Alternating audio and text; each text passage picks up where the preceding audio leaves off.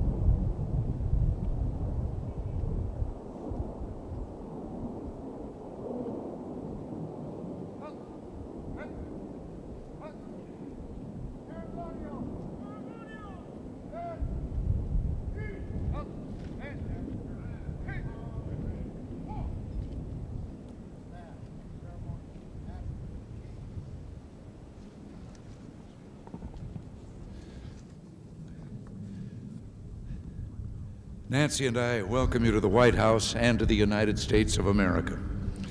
It's a particular pleasure to have King Birenda back in our country for the first time since his student days. We hope that you will again feel at home and among friends here, not only at the White House, which you visited as Crown Prince, but throughout our country. And Queen Aishwarya, this is your first visit to the United States, and we hope that our goodwill and hospitality will encourage you to return again. The United States and Nepal are on opposite sides of the globe. We face different challenges, and our cultures symbolize the diversity with which mankind views the world. Yet our ties have grown stronger since our countries established relations in 1947. The vast distance which separates us is bridged by the miracle of modern communications and transportation.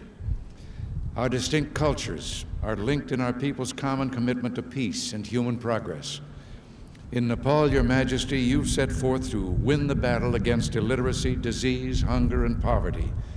The challenges you face on the frontier of modernization are formidable.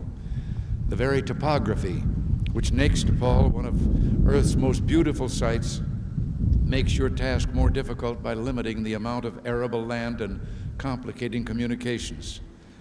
Although improved health and nutrition in your country has saved lives, it has also increased the pressures on finite resources.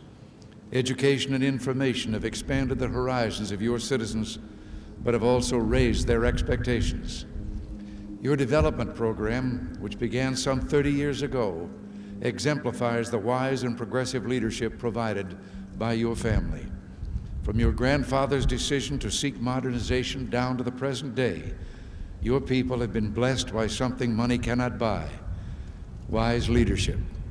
This, coupled with your country's hardworking people, tremendous hydroelectric potential, and access to substantial technical and financial support from the international community, all represent opportunities for dramatic progress.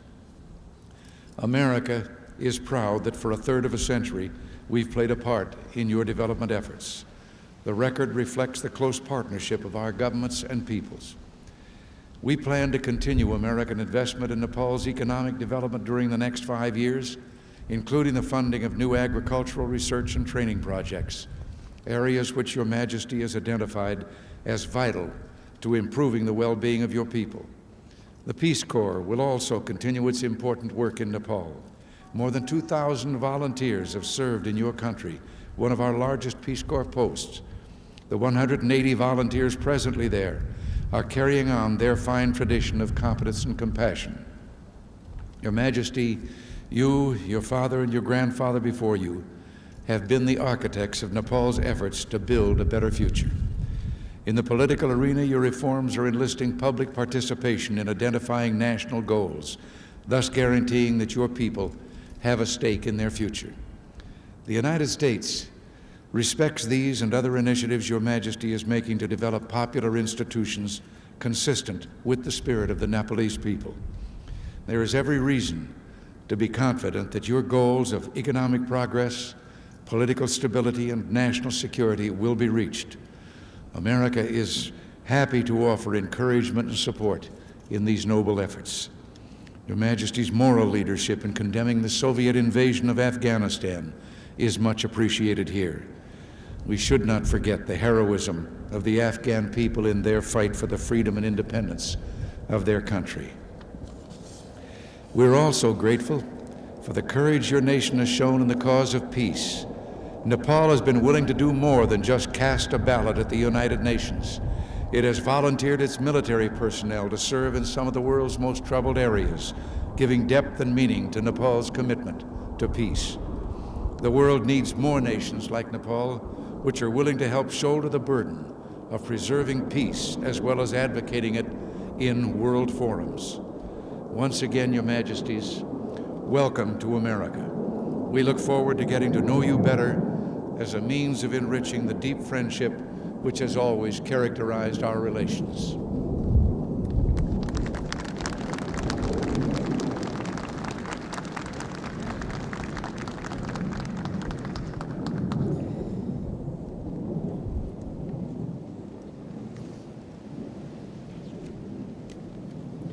Mr. President, Mrs. Reagan, ladies and gentlemen,